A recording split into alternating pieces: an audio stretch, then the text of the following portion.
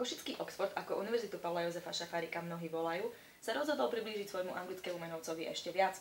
Filozofická fakulta od budúceho semestra zavádza uniformy. Farby fakulty sú biela a žltá a teda fráza podobať sa ako vajce vajcu nadobudne nový rozmer. Opýtali sme sa študentov, čo si o iniciatíve fakulty myslia.